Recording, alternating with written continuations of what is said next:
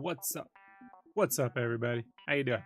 Welcome back to the NDA Podcast. I'm Rob D, aka Sketchcraft.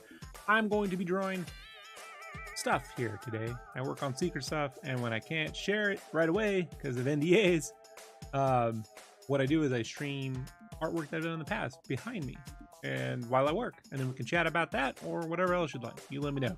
Leave your questions and blah blah blah in the chat or the comments. If you're watching this in the past, I will get to them. And today we're going to be putting up a Batman Saucy I did like 10 years ago, but you know, people always say they like that one, so I recorded it. I recorded much of my work. so if it wasn't under NDA, I recorded it, so we're gonna put that up here. Let's just flip my little cam over to Little Rob. Little Rob's up on there, and then let's go ahead and hit play. Alrighty.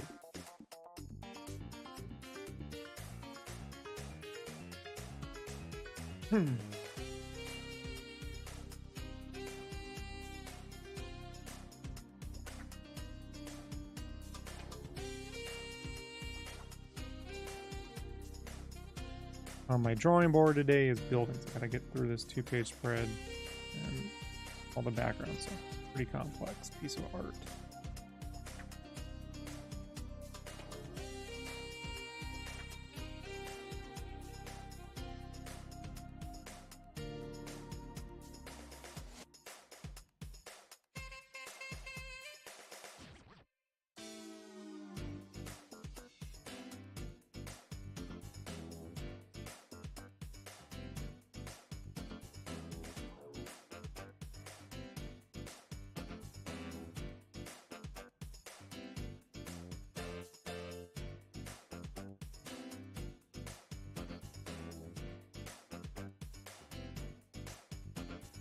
All right, just checking that we're live. We are live. Oh, hold on one second. I got it. Views tripled yesterday, so that was good. Really appreciate that. It was the longest stream I've done too, so that was pretty good. It's pretty good. Pretty good. I think putting the art up is a good idea. Just me sitting here. So.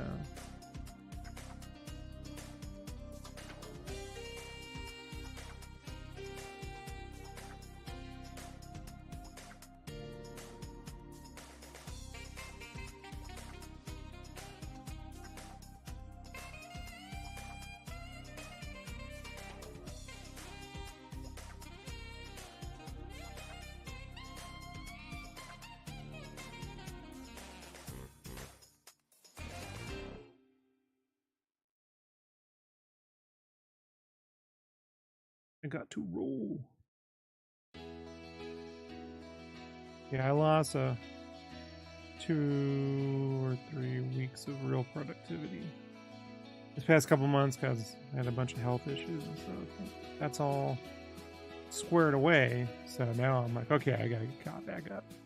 Mark says on Facebook, hey, what's up, Mark? Thanks for hanging out on Facebook. Appreciate it. So you know, Mark, sometimes Facebook cuts the stream out after like 30 minutes for no reason. If that's the case, I am still streaming on Twitch and YouTube.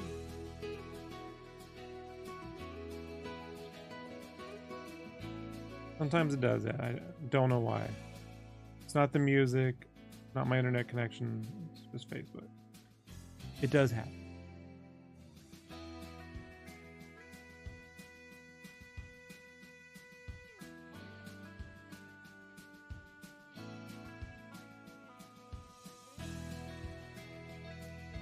Hey, what's up, Jamie?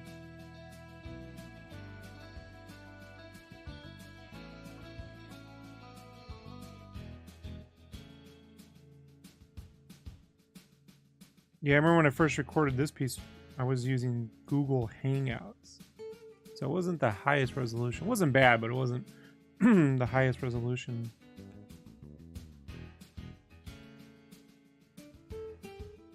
That was like 2014, 10 years ago. You can believe it.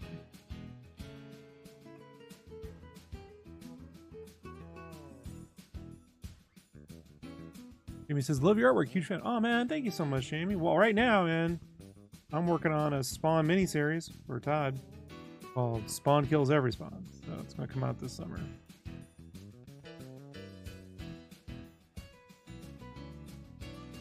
And I don't know if you're aware, you probably already do follow everything, but for those that don't know, if you like my art, you can also check out the game Berserk Boy, available on Nintendo Switch and the Steam store right now. It has my artwork all over it. If you like Sonic Advance, Sonic Hedgehog, if you like Mega Man X, then you're gonna like that game. Imagine those games with my art.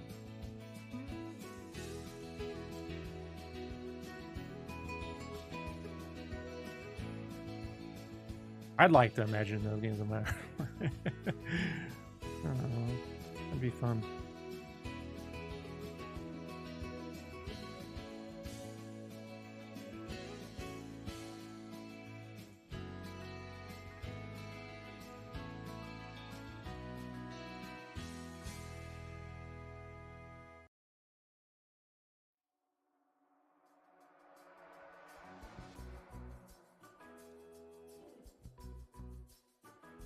Yeah, when I first worked on this stuff here, I was drawing on cans and illustration board, which I really like.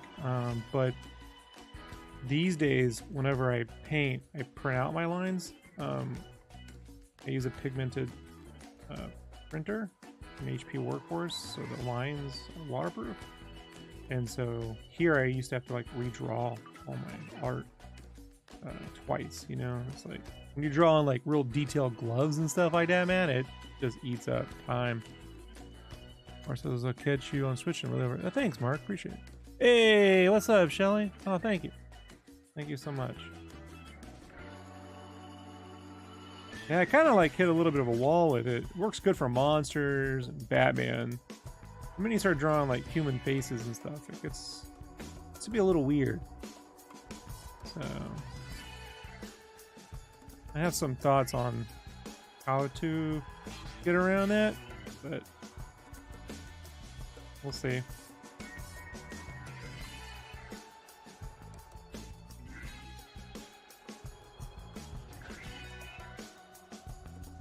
Vin, hey, what's up, Vin? And Frozen, hey, where you been? Hey, working on Spawn Kills Every Spawn for Todd McFarlane. I've been drawing that for the past year.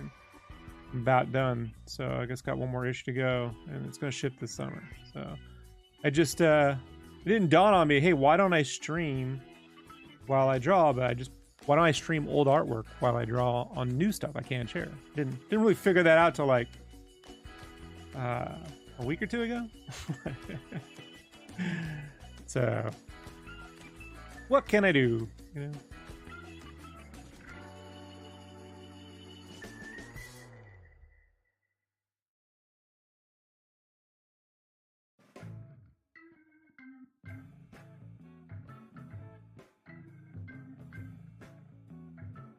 But I have been working, Frozen. I have been working.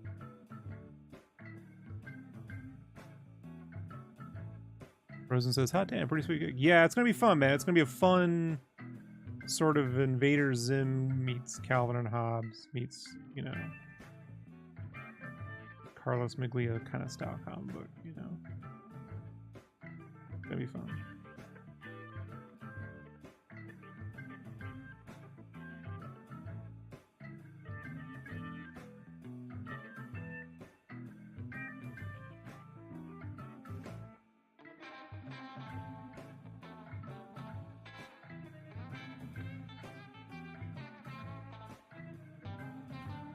Hey, what's up, Pension? Nice to meet you up on the Twitch. We got everyone representing today.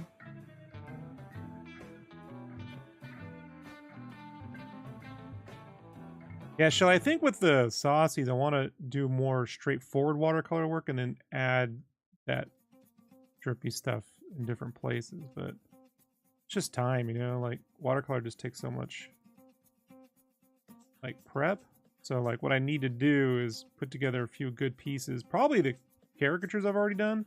And then I want to try doing those on straight craft paper or mixed media board and paint on that.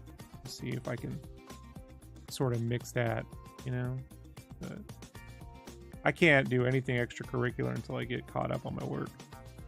Rosens has been throwing your name around a bit. A lot of old artists go back together for Kickstarter revival, and they're like, 20 years ago, my favorite artist, so I got a name drop.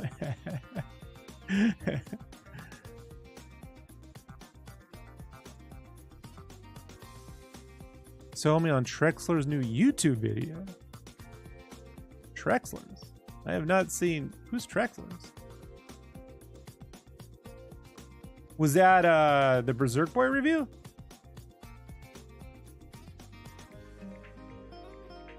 Huh, I'll have to check that one out. Unless you're just trying to trick me to get a view. Otherwise, well played, well played. I'll check that out, Cody.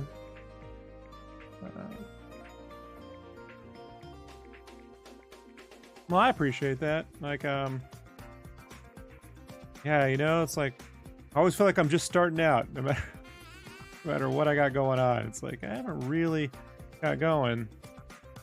You know, whatever really happened? Question.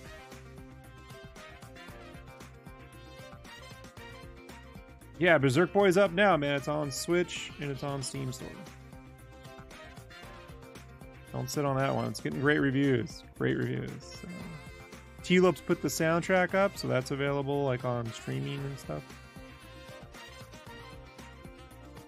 If you like T-Lopes' tunes, you're gonna love Berserk Boys. He hooked that one up. It's the best there is right now, in my opinion, in gaming.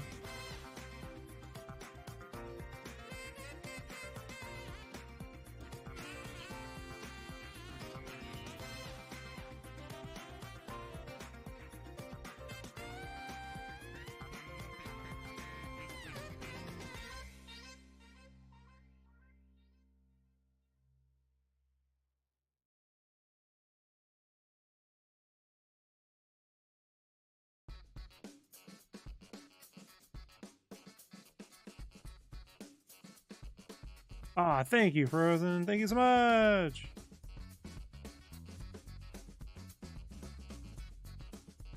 Also, Frozen, I don't know if you saw, I did a hour-long concept art stream on Berserk Boy last week. That's on the YouTube.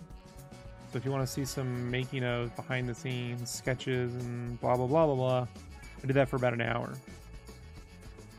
Once you're done with the game, you can go and see, hey, how was this made? You know?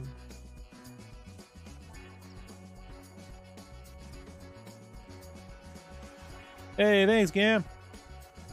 That's a great organization. They're super dope. Always appreciate the support.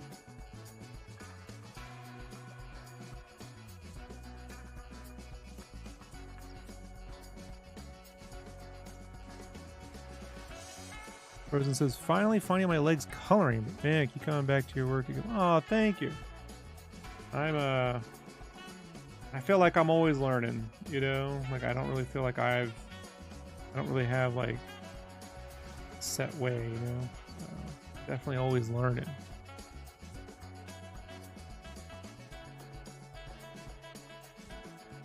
It's a good place to be in there, I think, you know?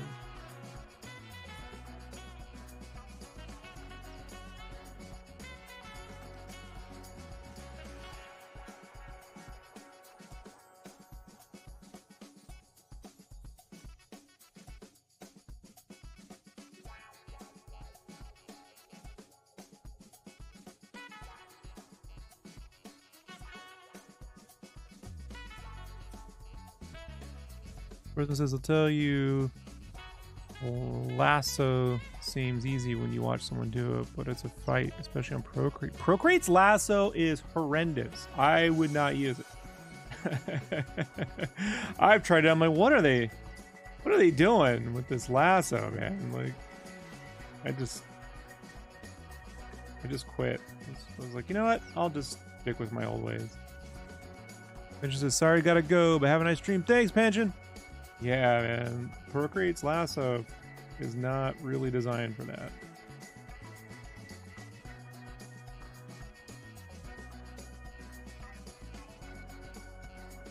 If you're on iPad, you may want to give Fresco a try. I think that lasso tool might be more like classic, you know, lasso. It's a shame because like if I could get the brush engine to Procreate, you know, with like my workflow, it'd be super nice. But there really is no one thing that, you know, one app that does everything the way you kind of want it. But like my lasso tool technique, dude, like I'll give you some tips. So like I set a couple shortcut keys, right? So like one I'll set up like on the F2 button. I'll set up a smoothing where all you gotta do is go select. If you're in Photoshop, you can go select and smooth. You can like smooth your selections, and I set up by like 1 or 2 steps. So when I hit F2, if I draw like a lasso tool and it's kind of janky, I hit the button a couple times and it smooths out that selection. And then I have one that contracts that selection. I mean, when it contracts, it's going to sharpen it back up again, so you got that. And then I have one that expands, so F3, F4. And then all the way on the other side of the keyboard, I hit F9. I put it on the other on F9. You can feather a selection, modify, contract, or modify selection, feather. And what that lets me do is, let's say I want to have like a nice softer edge, right? Like an airbrushy edge on a lasso tool. I can hit that a couple times, sometimes even 6 times if I want a super soft edge. And it'll create that kind of like feathered, softer edge with your selection.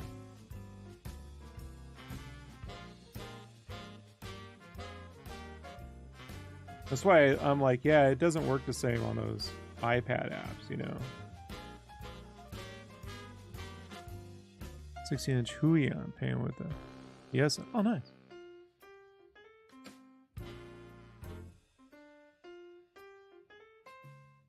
So this way I'm not like spending a lot of time like intricately drawing selections. Like you kind of go in, you get what you want, round it up really quickly, airbrush in or paint in what you want, and then just erase if you have a couple things that you don't want on a separate layer, and then go back in, step reverse.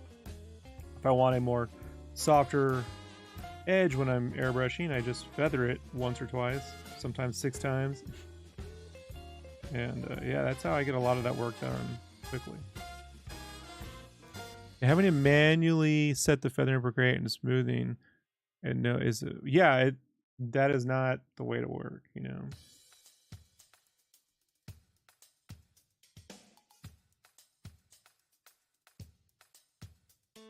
So I'm sure someday they'll like fix it. Everyone always adds updates, I'm sure. But I mean, as much as it's fun to straightforward paint, you know, like at the same time, you can do so much faster with lasso if you learn those lasso tool technique, you know.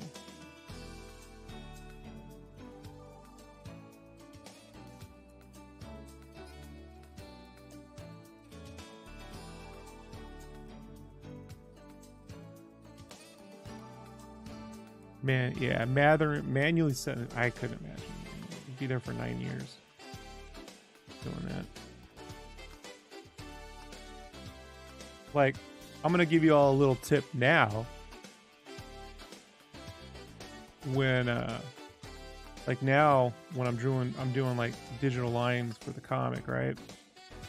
I was initially drawing my lines with the 70% brush, because it gives me that sort of like India ink feel, you know, when you overlap lines and stuff. I was doing that, and then when I had that down, I would turn those lines red and then go with my ink brushes and, you know, do a second pass with the inks and redraw it. But I found that I can take those 70% inks, and then when I'm done, duplicate it by 30% to give me 100%.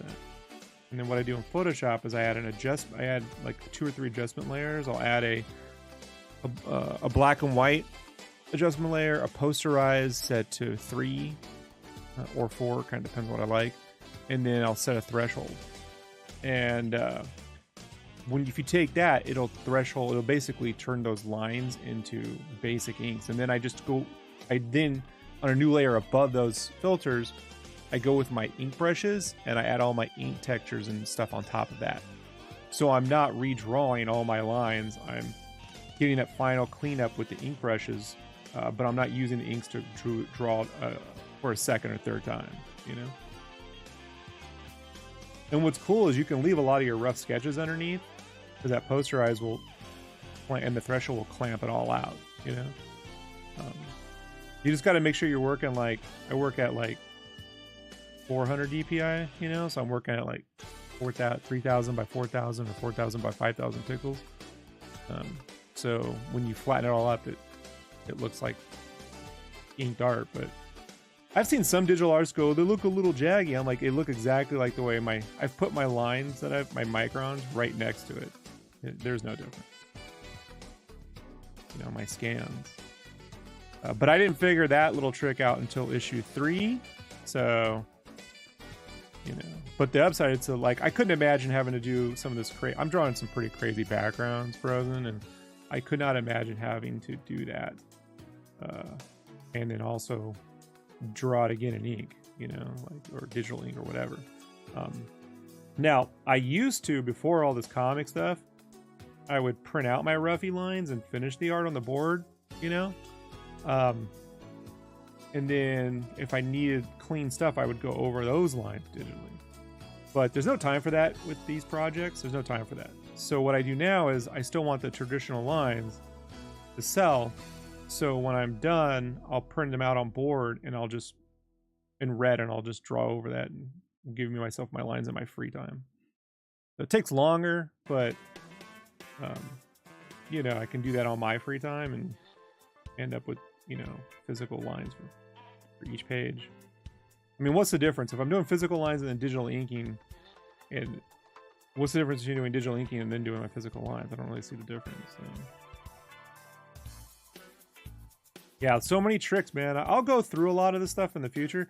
I ended up using those later tricks on Berserk Boy for the cover art. So if you see the art for the game, the one that loads up, that was done using a lot of these newer tricks and stuff.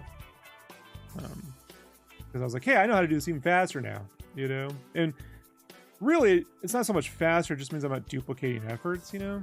So I can spend my time, you know, drawing accurate boots or armor, blah, blah, blah, blah, blah.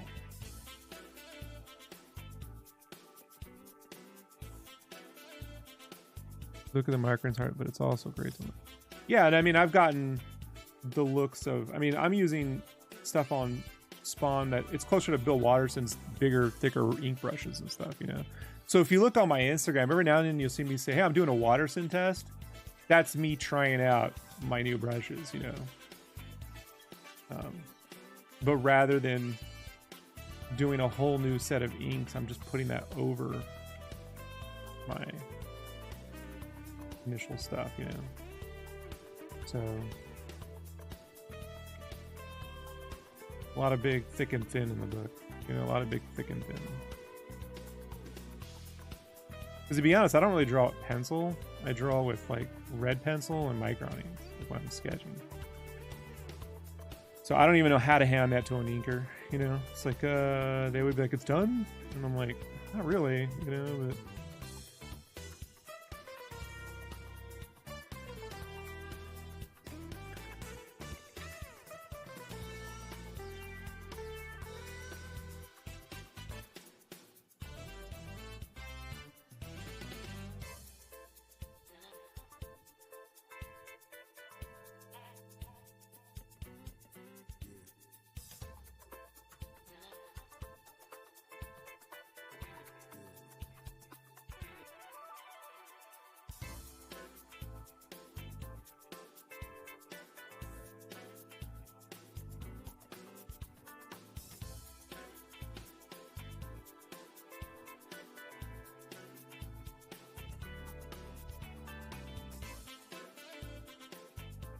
Rosen says he's trying to get a better handle of my lighting setup. It's crazy how you get highlights that are hard cuts.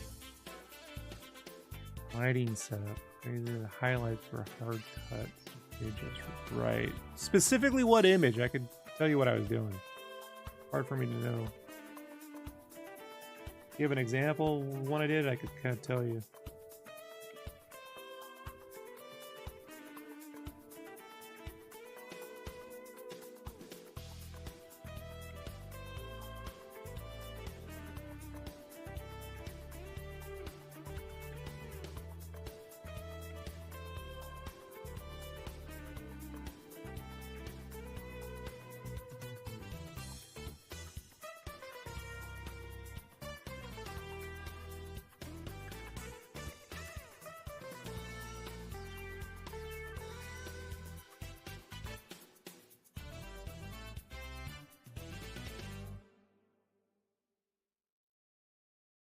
I'm definitely going to be starting something called Sketches at Breakfast or Sketches at Lunch or Sketches at Dinner.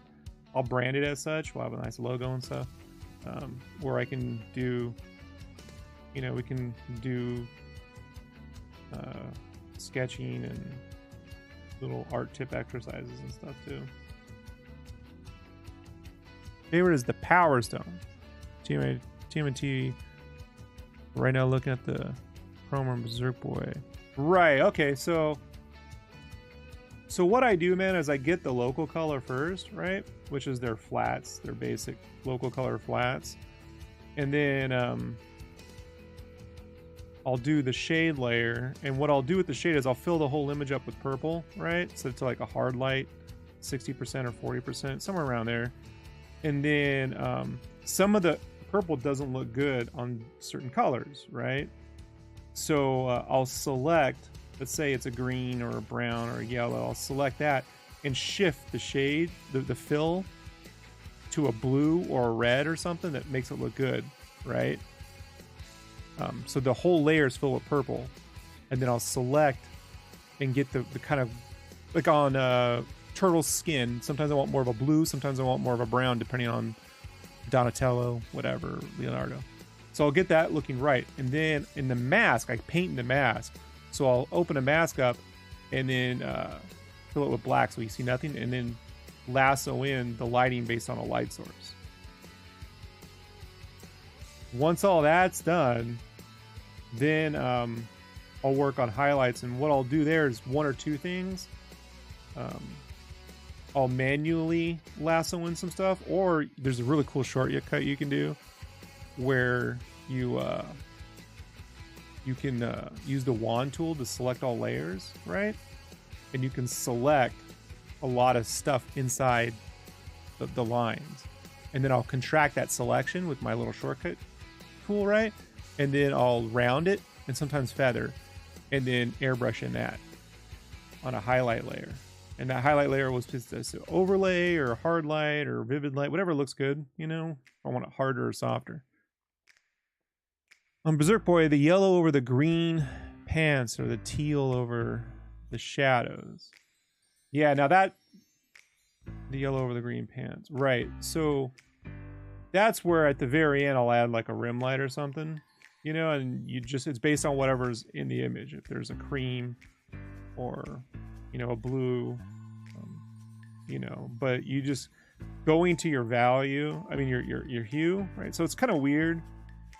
You know, like when you're talking about, they say there's a color pyramid where value sits at the top, saturation sits in the middle, and hue sits on the bottom. And I sort of agree with that.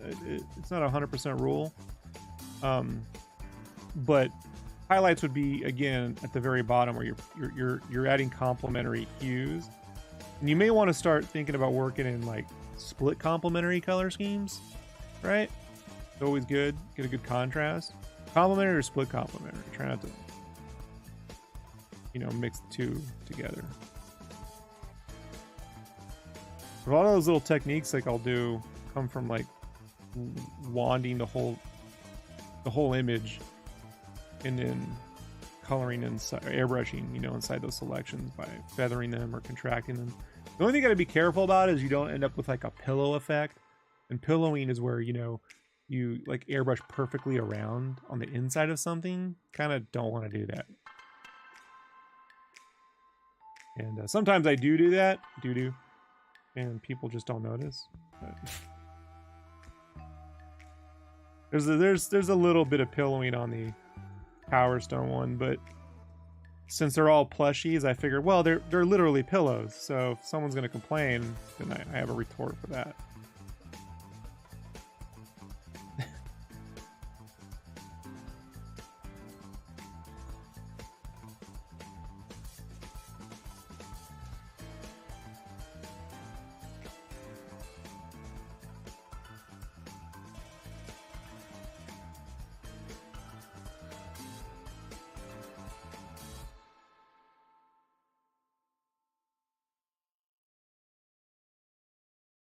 Frozen says, I was looking the little hard cuts on the side light and dark. I actually see your rim light set up off contrast and coloring. Yeah, I mean, look, it's tricky. Like with Berserk Boy, because there's literally a rainbow of dudes on there. You know, you could very easily end up with a rainbow color scheme. You know, and that's like sometimes I'll get feedback and like, oh, what about this? What about that? I'm like, you're turning everything into a rainbow, and you got to be very careful about that. So like, what I did on that one was I just said, okay, the background's going to be dark purpley space, or it's going to be sunset red with a purpley sky, you know, because that sort of complementary, you know, scheme will allow everything else to kind of like that won't overpower the brightness of the character's hairs, like the rainbowness of it, you know. Right. Like a daytime shot would have been not so good for that setup. You know, I would have needed to do. Yeah, that was going to be like the middle of the day. You'd want to add some kind of like, I call them Instagram colors, but like if you have like a blue sky with a yellow sun, right? Then what you do is once you got your image done, at the very top, fill it with like a minty, creamy green, right? Something a little cooler, closer to the cooler range. And then set that sucker to darken or darker color and turn it down to like 10 or 20%, sometimes 30, but usually around there between 10 and 20. And that'll like take out some of the primariness of the image. If that makes any sense. And you could do the same thing with like, you know, a light blue if it was nighttime, or even green works good at night too. Always like the light teal greens, creamy yellows, or you know, somewhere around there.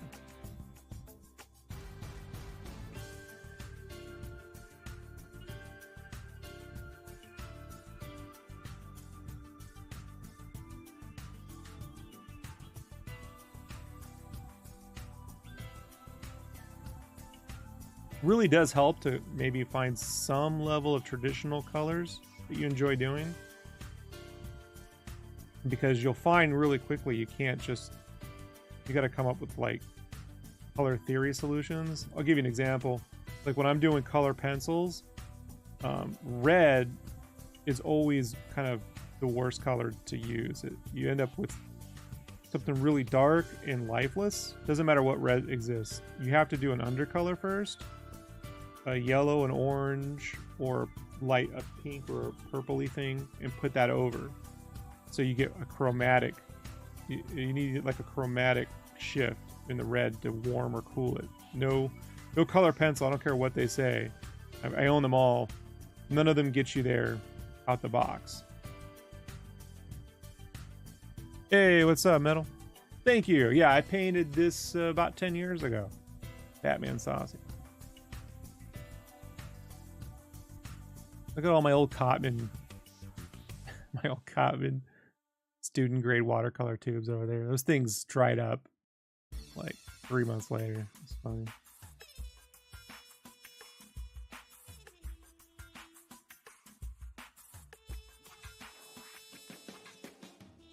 So once you start thinking about making things chromatic, like I don't want to use pure black, I want to use various colors to create black. Then if I use a black, it'll really pop. You know, so most of my blacks will be chromatic or shades of dark purple with, you know, reds and stuff in them. Then if I use a black like the line art, or I'll airbrush a little black in, it really pops a character forward. But if you just start using black straight up, you got nowhere else to go in your image, you know? Like,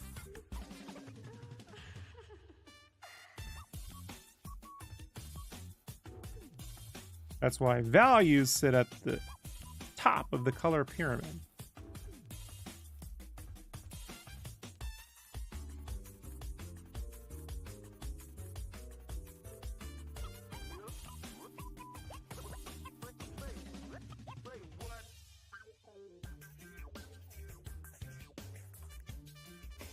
And if you really like chalk brushes and stuff, man, you can work with the normal airbrush.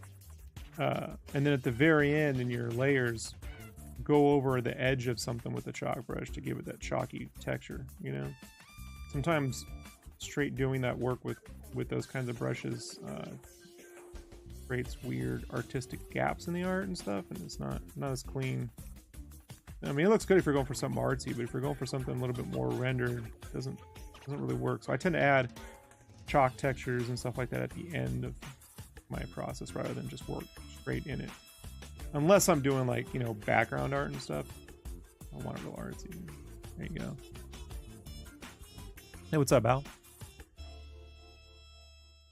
Joining me from Facebook. Facebook's still up, yay. It's like right now I am drawing windows, broken windows. I think I've drawn 100.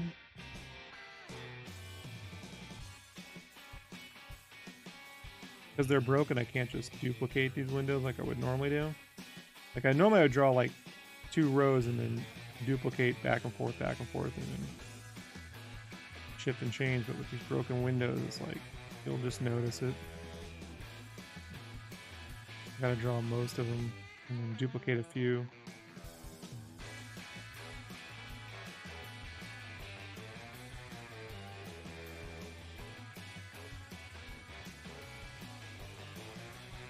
At least up in the foreground. The background you can get away with it, but in the foreground, no way you can really hide it.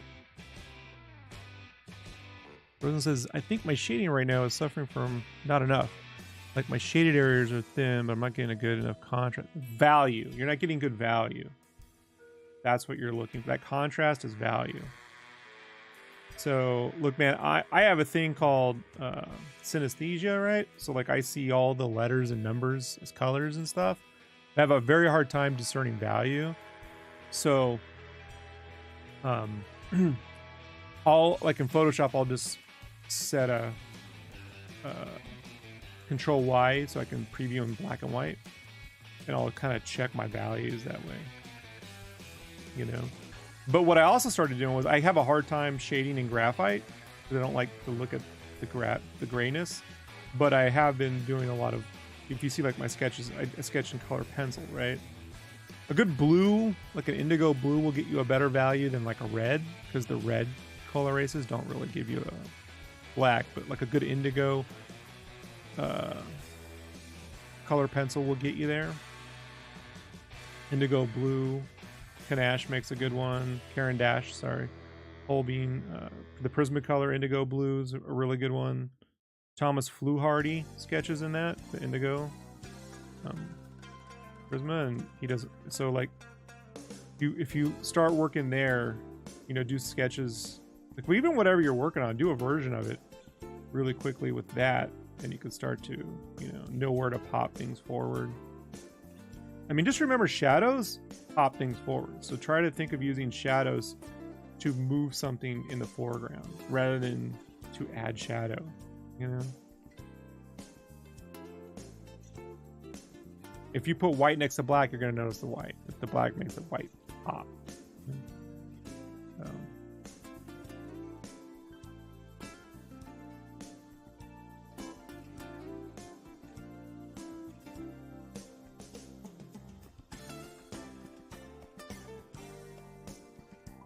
With this stuff, I was going for texture more than value. Not the best value study, this painting. Mostly like, how can I use the watercolor as a texture rather than look at what I can do with watercolor, you know?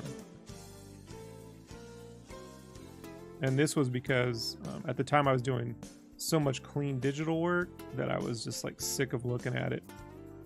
You know, and like Copic markers were giving me clean work, and I was like, I don't want my stuff clean, you know?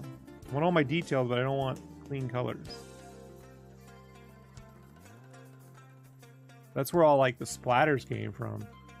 I mean, that look took off on the internet pretty big, even at cons, man. I was doing so good for like 3 or 4 cons before, when I was the only one doing this, and everyone else jumped on board, and I was like, oh well, you know. Like, so you just started using Photoshop to create fake splatters, you know. So you go to Artist Alley, you just see rows of this kind of art, but it would be like Photoshop splatters, like not actual paints, because this shit takes forever. And then it was like, All right, well, it's disheartening, you know.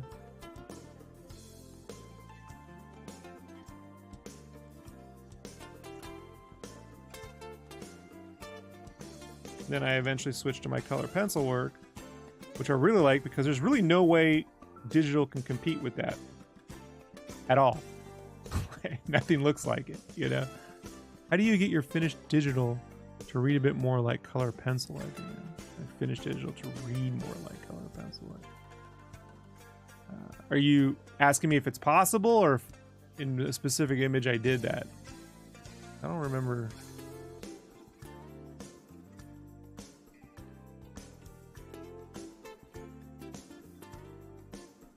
Yeah, my color pencil work is Echo Berserk Boy. It isn't so digital looking. There's a lot of grain to it. Okay, so what that is, that's a series of textures I have sitting above the art that I custom made. And what I would do if I were you is it's a pretty big, and then I like airbrush them in and airbrush them out, so it's not a flat bit, right? So like I'll airbrush some of the texture in, some of it out, and the look I went with that wasn't so much trying to make it look like color pencil or look like, what I was trying to make it look like was you know, magazines or video game magazines or comic books, when people scan them in, like if you go look at Spawn or Savage Dragon, anything from the 90s, there are digital copies of that stuff, but there are people who've scanned them in off their own comics, right? And when they scan them, they got all this grain and different effects and stuff, right? Same with like on video game magazines, they used to take photos, like actual Polaroids of Mario World, and those screenshots in the magazine was literally just their photos cut out and pasted in there and then reprinted. So it would end up like sometimes with drop shadows on those photos, and it would end up like with fuzzies, and then, you know, it was like, and so I tried to recreate textures that would do that, you know? So it just looked imperfect, you know, and more warm. Warm is the thing you want to go for with that. And so that just requires a lot of like the way you got to do it, man, is you got to set up like, how did I do it? I took a bunch of paper, like, you know, paper textures. Let's say someone's got watercolor, they got rice paper, they got whatever paper textures. You basically turn those black and white, and then you pump up the levels so you get the grit in it, right? And then you remove it, and then you apply those as overlay layers, and you gotta like tint them different colors, like purple, red, orange, green, you know? And then you gotta like do them in like layers of 10% or 20%. And then did so many filters, man, just to get that right look, you know? Yeah, it comes off that way. Thank you. I really appreciate that you noticed that, man. I put a lot of work into that feel. Because I didn't want it to look like halftone dots. It's not the goal. The goal is to give it that warmness that essentially you would get when you look at, when you looked at magazines back in the day. A lot of those papers had a warmness to it, you know? And you can't get that on the internet. You also get it when you look at like pastel matte paper. You know, when you work on pastel on matte paper, you get that warmness, you know. So yeah, that's the goal there.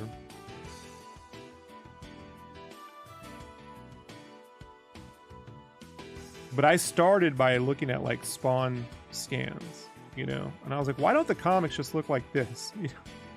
Why don't we just put this stuff right over? I've tried to get them to put it over my own comic, but I was overruled on that one. You know. So I let the colorist do as much texture as he wants or not wants, you know. It really reads more as traditional art, like it eats away at the digital sharpness. Correct. Yeah. When I turn that off, it's not as good. 100%. 100%. Like I showed it to Zoo on Berserk Boy. I was like, check this out, watch this. And he's like, what? I'm like, yeah, this is not as good. But I mean, I can do that sort of thing without a lot of it, but I just prefer the look of it, you know? I'm like, well, I guess that's my look now, you know?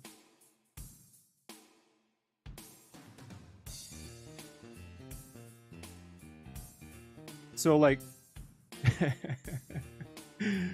you know, but I appreciate that you mentioned that, you know. That was a big shift 3 or 4 years ago, you know, for me. And Berserk Boy was the first game I was able to really put that stuff in. Wasn't able to put that in my Spyro or Crash work. So.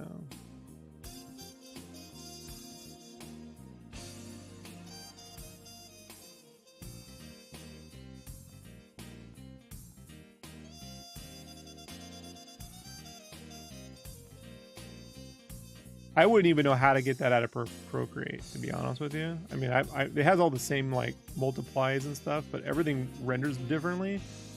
And those texture files, they're so big, they eat up a gig at least. So I have to save in the PSB format, because PSB format lets you save higher than a gig. You can save like 3 gig, 4 gig, 5 gig files at that point. They get very huge. I was applying it to Megavision, so like when I would have them do layouts, and then I would go in and recolor stuff and add those textures, and I give the whole magazine that kind of warm, you know, textured feel to it. But it wasn't just texture. Like every now and then, someone would go, "Oh, I did textures too," and I'm like, "That's not it, buddy." I'm like, a lot of chromatic filtering and, you know. And airbrushing out. Sometimes it doesn't work at all. Like you got to take it out of certain things. And so I'll airbrush it out in a mask. Or airbrush it down to 50% or 30%, you know? So there is no like drag and drop to it, really.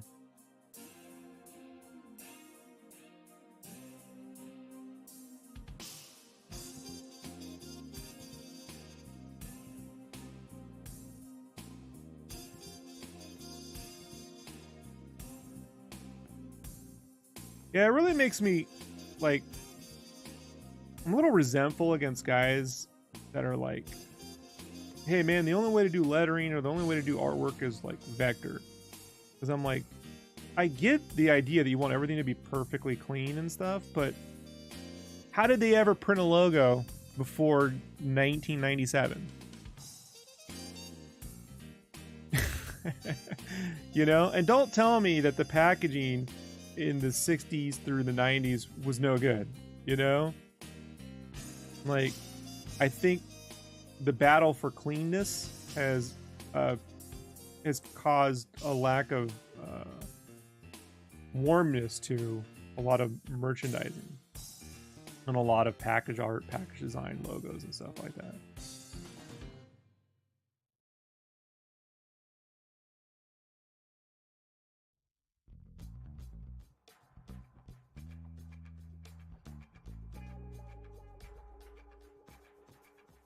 It's funny because when I started art and digital, people called texture overlay cheating. But if you look at Riot splash artists and stuff, it's super common to shift a piece. Yeah. Here's the thing, man. I learned this when I was a kid, right? So I remember specifically. I remember I was in my sophomore year in high school, 1993, Easter. I had a stepmother, and we went over to her family's place for Easter dinner because we weren't really. I wasn't religious. We didn't celebrate nothing. So I'm sitting there by myself with all these old people, right? There's a lot of really old people in their 60s and 70s and 80s, really old. I'm almost there. But I was drawing, right? I was drawing like a Superman flying. And I remember like I couldn't figure out how to get him to fly upside down, so I just rotated the canvas, right? My little sketchbook, and was drawing upside down. And this old guy came up. I remember one of her uncles, who was a draftsman at some point, right? Like he was an older draftsman. He did like signage and stuff. So the guy had a hand, and he would go, you know, a real artist wouldn't have to rotate the canvas. You know, he would just draw it straight out. I'm like, oh man, a real artist. So I spent the next couple hours trying to do that. And I'm like, man, I really just, maybe I'm not a real artist. And then out of all things, they had the World of Disney on the TV. And there was an animator sitting there talking about animating like Aladdin or some shit. And they had a big rayon board. And they would rotate the wheel, right, to animate. Right? And I'm like, look at it. I'm like, oh man, people just, they give these like stupid freaking advice things that don't mean nothing. You know, do what works for you. The only thing that's cheating is when you literally steal someone else's art. You know, like when you just jack someone's stuff and put your name on it, that's cheating. You know, I mean, I got there's a guy I know, Pete Woods, you know, he's a DC artist, you know, he lived in my hometown when I was a kid, so I knew of him, and he had his art in the comic book shop before he ever worked at even Wildstorm and stuff. And that guy does tons of 3D backgrounds. He does a lot of 3D work, you know, and he's super great at it. I don't think that's cheating, you know. I personally don't like the look of it for my art, right? But I think Pete's brilliant at it, you know. He does a lot of really great. I mean, to be honest, that guy should be more in like visual design for movies than comics. It's kind of a for the kind of detail he puts in a DC comic. I'm like, you might want to probably be working somewhere better. But Pete loves comics, man. He's super good at it. It's not cheating because he still has to model all that stuff. What's cheating is typing into a algorithm and going Saucy Batman, and then it pops it out, you know. So influences are influences, but when it's like you have to create imperfections, yeah, I gotta manually create the imperfections, because the way to mistakenly create the imperfections no longer exists. Like, dude, I was playing a video on here, the Wolverine color pencil. Yeah, I was playing that yesterday. I'll replay these videos, by the way, so you guys ever miss them, don't worry, I'm gonna be replaying them. But and I used to use a whiteout. Sharpie made this really great whiteout pen. It was like water based, but it was super good. It never clogged up. It was pure white. Loved it. Don't make it no more. You know, like there's just things you can't. I used to use these cheap Prismacolor markers. They stopped making them. They make a new one. It's not the same. The one they made 20 years ago gave me a way better marker look. I liked it. They weren't as there was a lot of dark shitty ones, but most of them were in the neutral pastel range because they weren't, their color wasn't as intense, and it was really great. Gotta like figure out another way to do that now, you know. When it comes to the textures, I used to buy Spawn when I was a kid and teenager. Spawn started off on this textured pulpy paper, right? Issues 1 through 8 had it. I loved it. The digital coloring combined with that textured paper, I love it. I love it.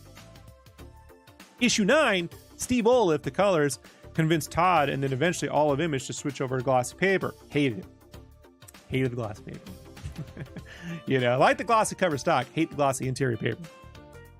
So luckily Todd and them were printing a newsstand edition of Spawn at Walmart that was still on that pulpy paper. And then so every month I would go and get one of those too. So I at least had that version of it. And so the textures are trying to create, for me, it's like trying to create that feeling of having read that, not so much what it actually looked like, you know. Feeling's everything when it comes to color, man. You want to create colors that you feel, not what you see.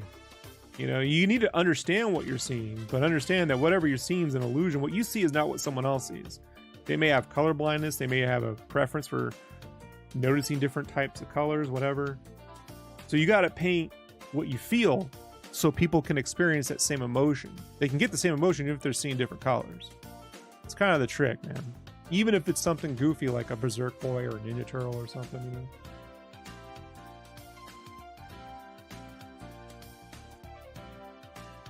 Frozen says you could steal an effect or shape or style and apply it, you know. That's how we learn. Oh, yeah. That's why I share everything. I'm like, here's how I did it. Here's how I did it. Here's how I did it, you know. You know, I don't really care about, like, I'm all welcome. You're still going to have to sit down and, you know, find a groove that, like, when I'm painting here, I'm not looking at it, I'm painting. Like, I'm just feeling it. So I do enjoy watercolor and color pencil because I don't have to think about it as much. Watercolor, I have to plan a little more, like, it on the side, you know, so you know how the colors work. But this was all emotional. Super fun. But if you're trying to recreate it, then you got to stare at me, and then you're looking at you, and you're looking at me, and you're looking at you. Eventually, you got to find a thing that works for you so you're not having to look at stuff, you know, so much. Just so you can have fun, you know? Like, I'm drawing the comic I'm drawing now, man, I'm drawing this giant cityscape background if I'm looking at anything, I'm looking at the last 4 pages to make sure I'm consistent, you know, with my look, so the reader gets some. But I'm not sitting there opening up comics and stuff and staring at them while I work, you know. Sometimes I have to, like, just to see what Todd or Greg did, just to go, okay, don't do that because they already did it, or do more like this because they haven't done that in like 20 years.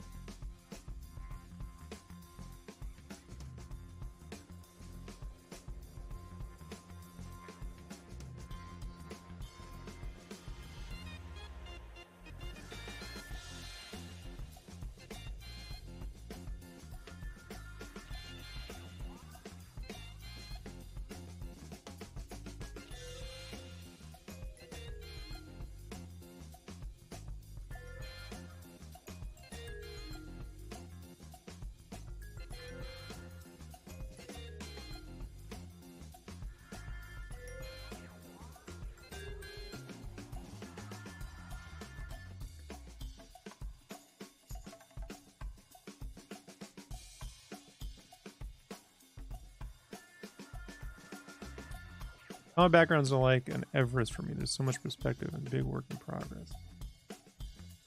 Yeah, that's why I post those on Instagram and Facebook. That's why I post those like construction backgrounds that I do, where I lay out a grid.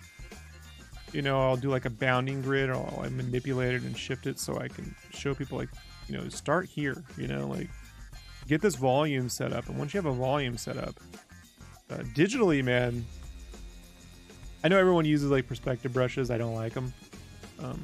What I just do, man, is I blob in shapes and then draw over the shapes. I've just found that that gives me a hand-drawn quality to it, you know?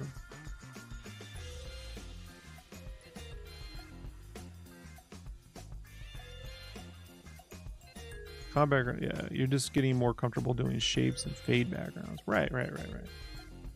But you know, don't be afraid to like study pastel painting. You know, artists like Marla Baguetta, she's brilliant. Mixed media artists like Nathan Fowkes. You know, you can learn from those traditional artists as you're doing even like more abstract, textured backgrounds. You know, even in your digital work, like you can learn from that.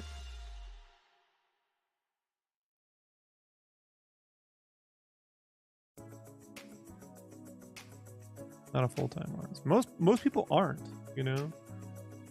You know, if I could go back and make any change, I probably wouldn't have joined the Army when I was 18, 19. I would have joined the Air Force. There was a hiring freeze at that time, so I would have just joined earlier if I was able to go back in time, and I would have just sat there in a non-combat job for 20 years collecting a pension before I got into art, you know. So.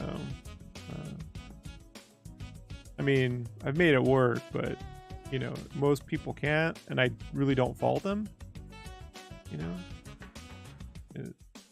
Maybe at some point it'll become more doable for whatever reason with universal basic income, or maybe people will just pay people better, but it's tough. I mean, everything we have and we enjoy is based on some art, but no one wants to pay for it, so it's tough. I mean, I got into t-shirt art, you know. That paid my bills for many numbers of years. And I was able to learn a lot of color theory that way because of the quick turnaround, you know. The downside is a lot of t-shirt artists, they just become tracers, right? Like vector artists, and they just start tracing everything, and then eventually they lose their hand. They don't even do typography anymore. Not all, but a lot do. It's a dangerous thing to get into. So like, I made sure I never did any t-shirt freelance. I never did any t-shirt work at home. I did character art, comics, painting, you know, so that when I came into work, I still had, you know, growth artistically on my own. Art is a tough trade unless you work crazy fast. Yeah, I don't work crazy fast. No, I never had kids, and I don't have student loans, so, you know, that helps.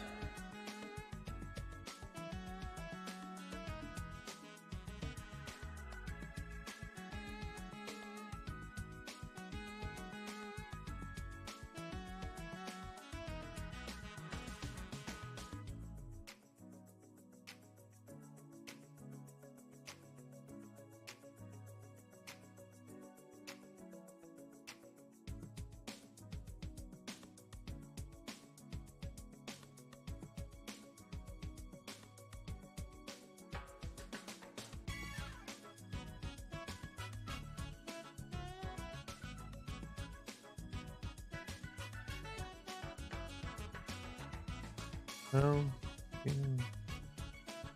It is what it is.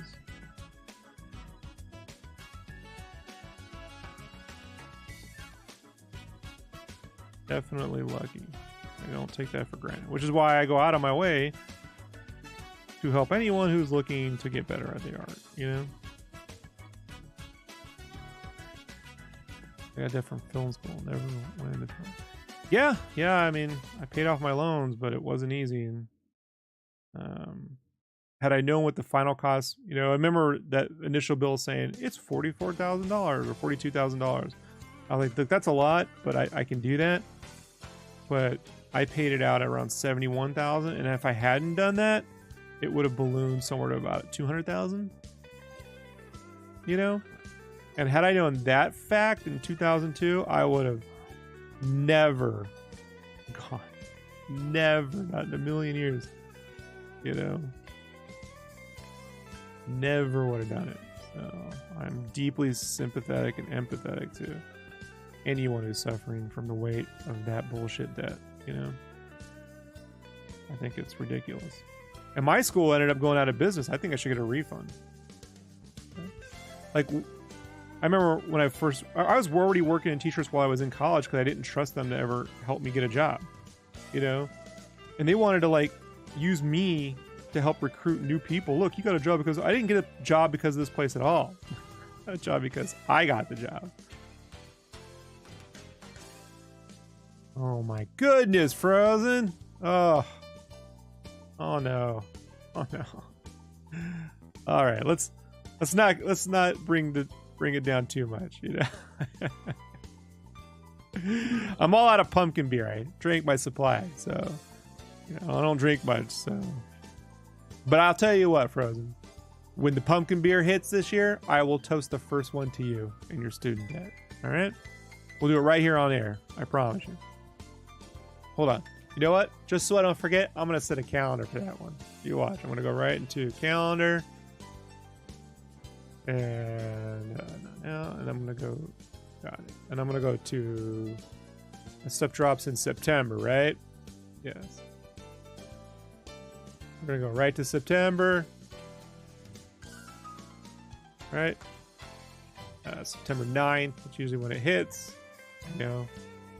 And then I'm going to go new event. Got it. I'm going to go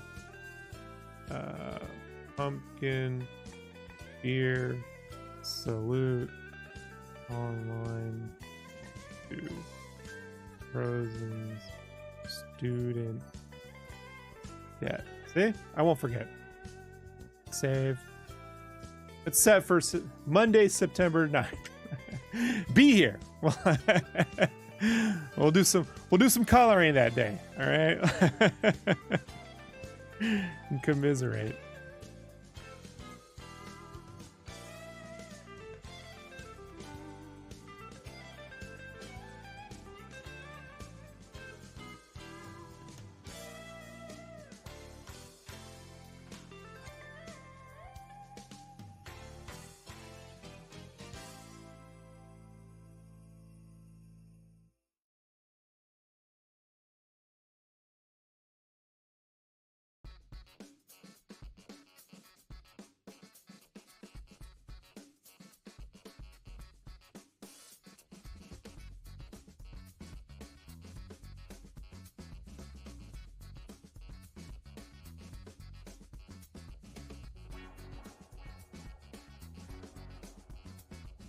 It's all the street debris that eats up time, isn't it? Street debris. Hey, what's up, Ashley? Hey, Ashley, I got collab cam set up sometime, so if you ever want to chat, you let me know. I can send you a link. You won't be on camera or nothing. What we can do, though, if you want, if you want your icon, we can get that set up, or whatever you want to do, you know? You should definitely come on and hang out. Hope the comic's going well. I'm sure it is.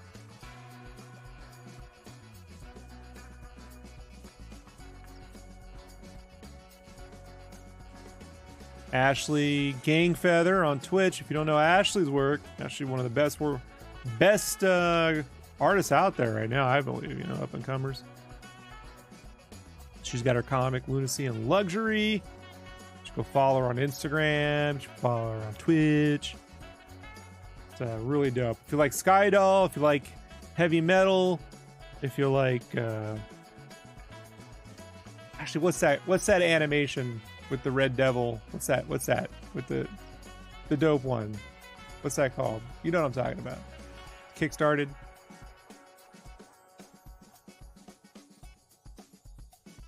It's got that kind of vibe too, right? Uncommon, it's got a little bit of that in there.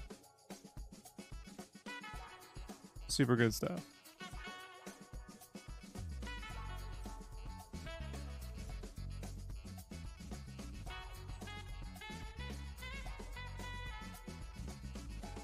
Yeah, we've talked about it. I'm not describing it well. I think it starts with an H. It's the hotel something, right? Come on. I'm horrible with names, folks. Because I see the colors.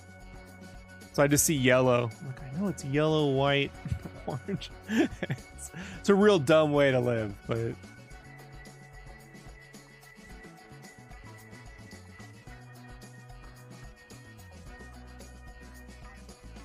Has Been Hotel. There you go.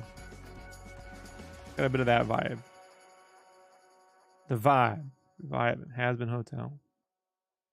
Super dope stuff. See, I knew it had the yellows. I see H's as yellows. So.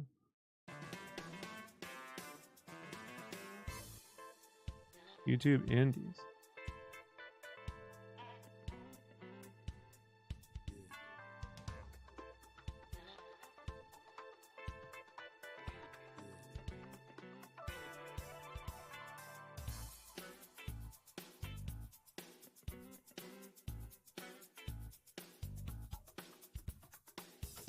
Yeah, I just decided since I can't stream my art because I'm drawing this Spawn comic, I'll just stream old speed paints behind me. A lot of these I've never made into speed paints, but I didn't think they were the greatest of resolution, or I didn't get around to it. So now I'm just making the speed drawings and putting it behind me while I work, and you know, I can replay them multiple times, not just one time. Right? I can do the Spawn Saucy 50 times this year if I wanted to. Then I feel like I'm getting my money's worth out of these videos, you know, not just once.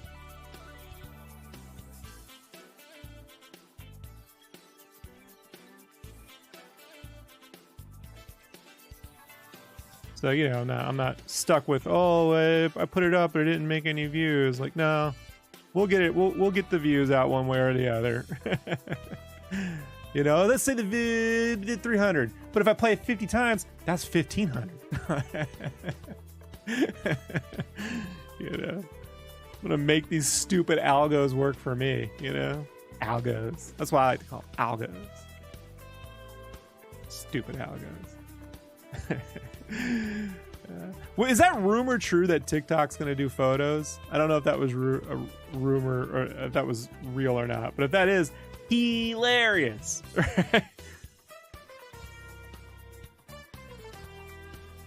I'll sign up for TikTok if they're on photos.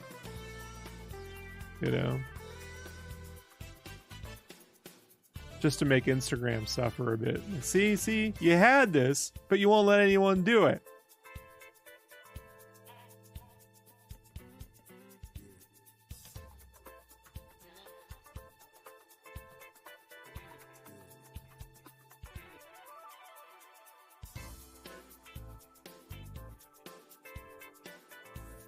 I think it already has. I thought they were like doing a photo initiative app though. Like, I don't know. I gotta look into it. I see these things and I'm like, oh, I'll pocket that, and I just forget about it.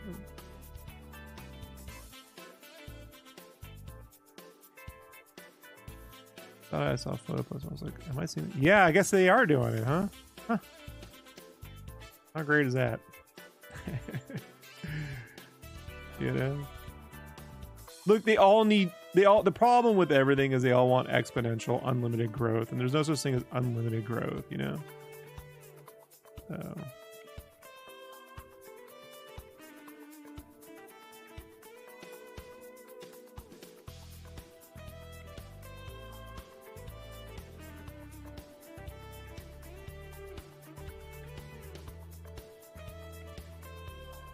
Like I'm probably gonna I'm gonna definitely work on getting a whatnot stream set up when I start doing like commissions and stuff again. But I need to, luckily I gotta rotate my camera so they're all vertical because that shit's on a phone. All right, got my iPad time to cover while work is done. All right, Frozen. Sounds good. I still got the iPad 2015 and I hate drawing on it.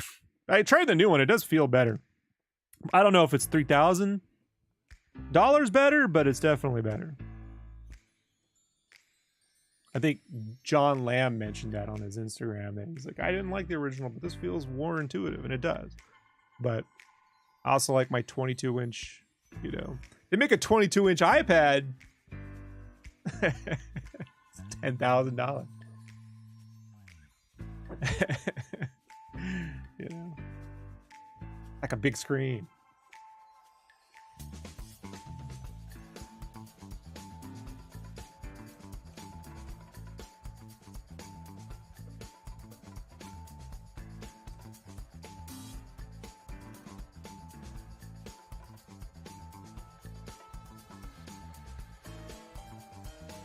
We gotta get Ashley. You gotta.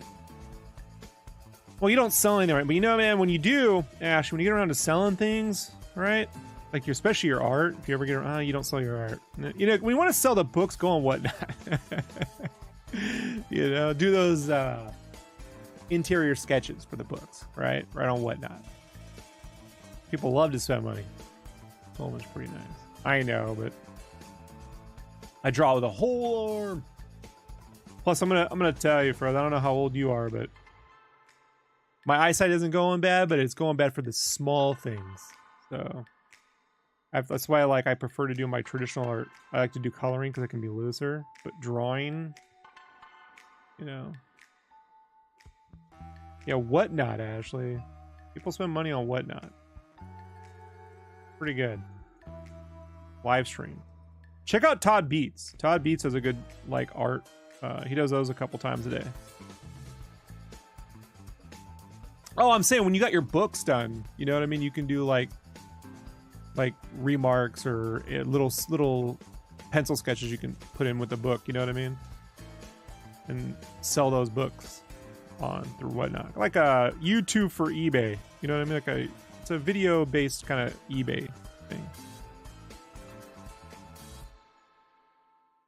Sure, your 30s, yeah. I mean, just naturally, there's some of it's gonna go. So, digitally, like with the screen this big, I don't have to worry about it. Yeah, like little sketches. Yeah. But Liefeld's always on there. Rob Liefeld does a Whatnot stream, you know. Obviously, you know, no one, he's got different, you know, he's famous, but a lot of artists are doing it, and I gotta be honest, that's the one thing I want to add to the old repertoire, but works better when you got stuff to move and sell. So, you know, although maybe just start in now and build an audience, you know. I don't know. I mean, you're always streaming.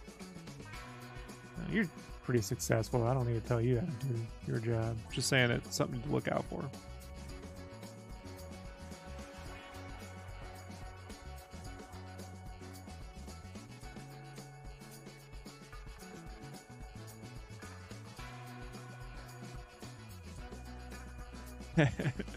Right. Well, it's less a social media though. It's more of like an eBay type thing. You know what I mean?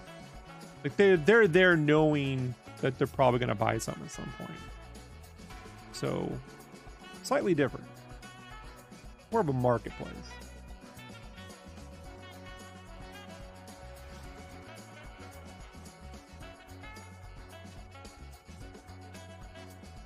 Here's me adding in all the contrast paints to this bastard. How do you get all this paint in with all the details?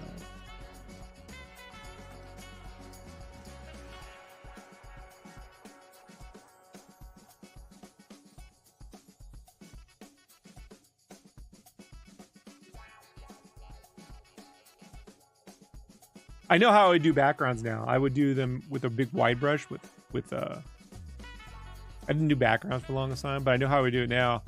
I would paint with a big brush, a color I want, right? A scheme, and then in watercolor or distress paint or something like that, distress ink. And then I would airbrush clear gesso on top of that, right? Let it dry, and I probably do 2 or 3 coats. You can take clear gesso, dilute it with a little bit of water, and airbrush it. And I got a really good $70 USB airbrush right here, right? Been using for the last couple years. It's brilliant. Just charges right up. That's the compressor. That's it. It's brilliant.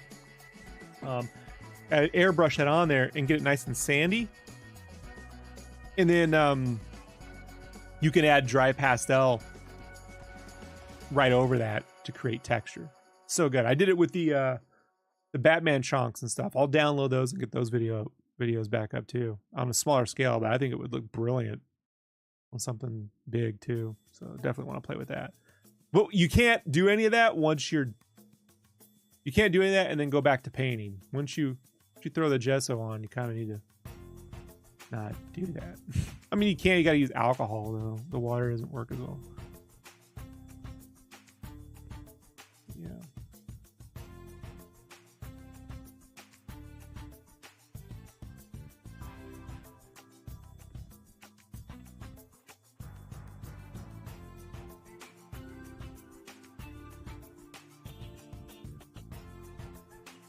I mean, like once your books are printed and you're like selling them, do a whatnot stream. Like, buy my books, Precious Roy. You didn't.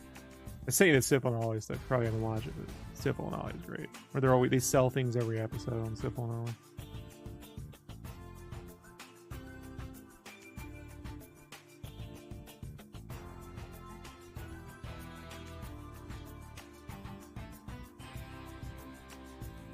Yeah, it's username based. So I have my Sketchcraft already picked out.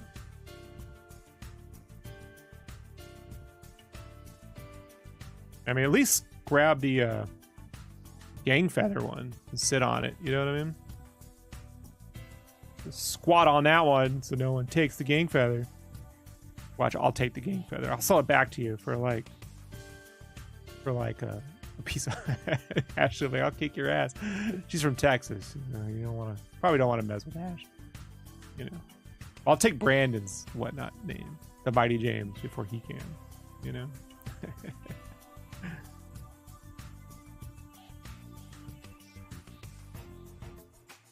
Like, I took your whatnot, Brandon. You got to pay me to get it back.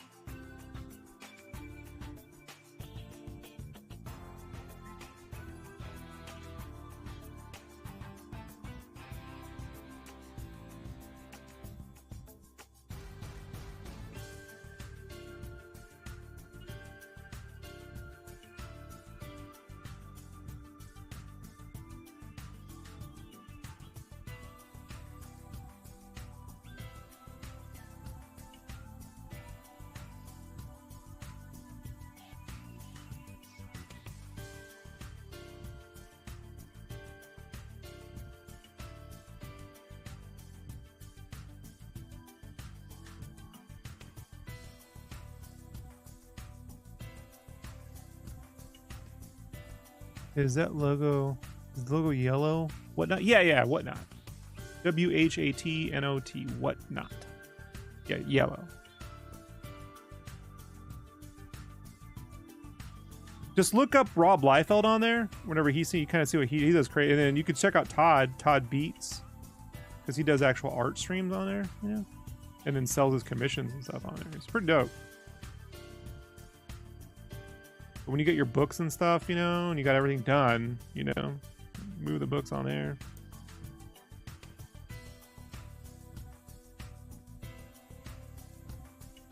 I know you don't like talking. It's time to sell things and whatnot. So no anxiety, Ash. No anxiety.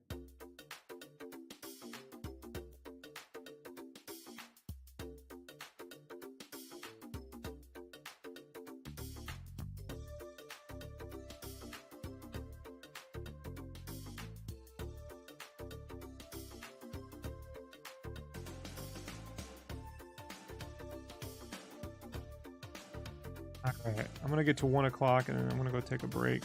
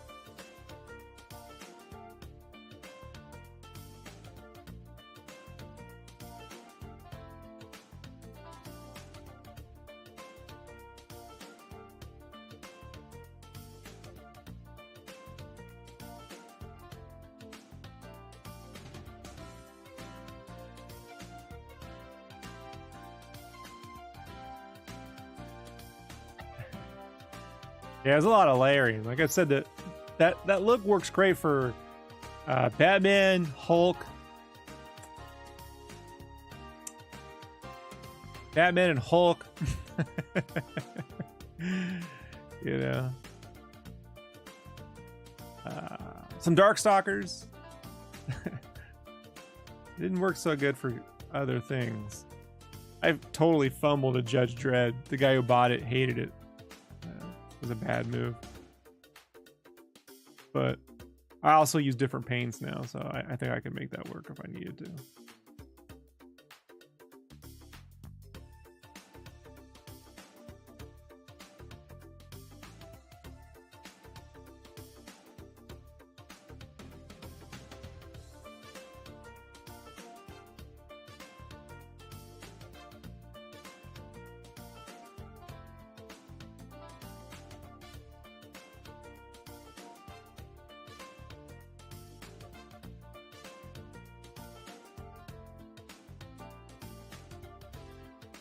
Probably worked pretty well in Venom and Carnage. Yeah.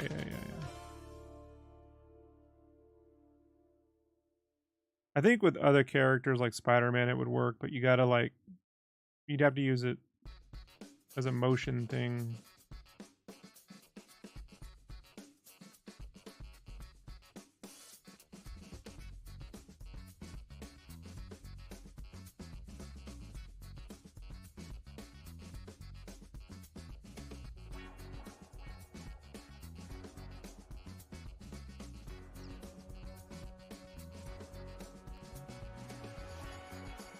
Awesome. I'll follow you. Yeah, like those videos don't stay there actually. They delete. So, you know, it's not like a gain, you know, 100 views. It's just, it's a marketplace. So.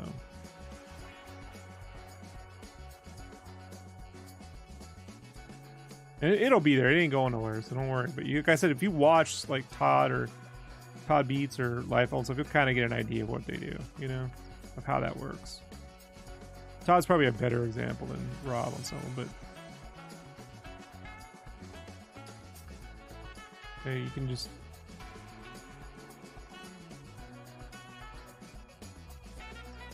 and like I said, I'm gonna definitely get that going around the time I do commissions or sketch covers or something, you know, again. But maybe it doesn't work out, but I mean, a place to sell I think is more important than a place to be more social, right? Because eventually you gotta, you know, you're gonna have copies of that book lying around. Like whatever overflow you have from your Kickstarter, you know what I mean? You can move those there. Blah blah blah. Be like, it comes with a sticker. It comes with some of my lunch I just spilt on the book, you know, like whatever. This is Ashley's lunch edition. Only one available.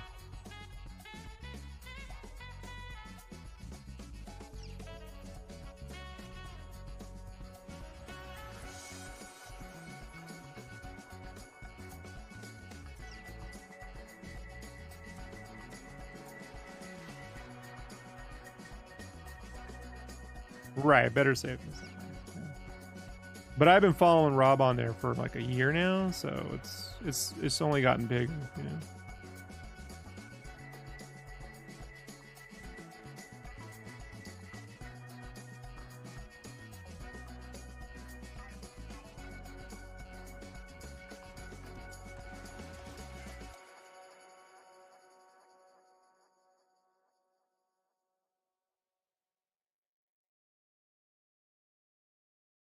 Didn't have the best lighting back in the day when I recorded this.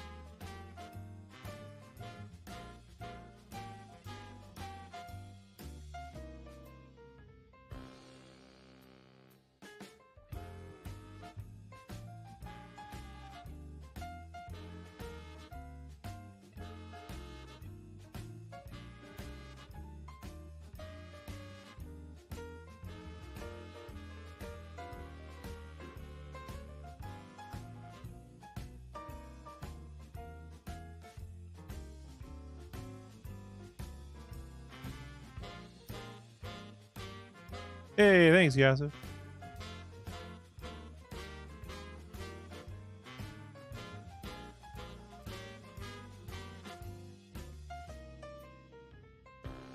Just painting the white highlights.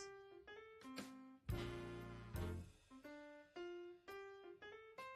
think I was showing someone what kind of white ink I was using.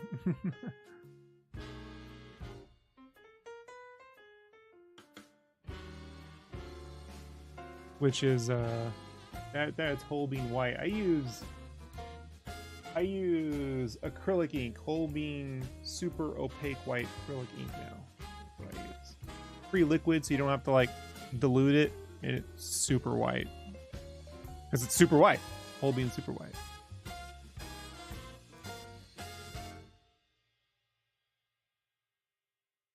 Helps to draw with your arm when you're doing that.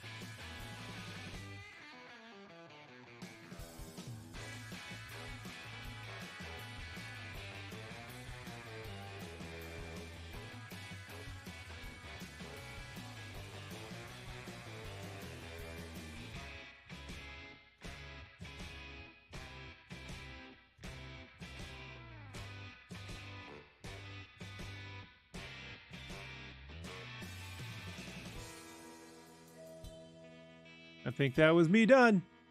All right, everybody. I'm going to go take a break. I'm going to start a new stream in about 10, 15 minutes or so. We'll break here. And then I'll be back on. We'll have some different color pencil works and stuff like that. This is just going to loop. So normally I just let them loop, but I need to take a break anyway.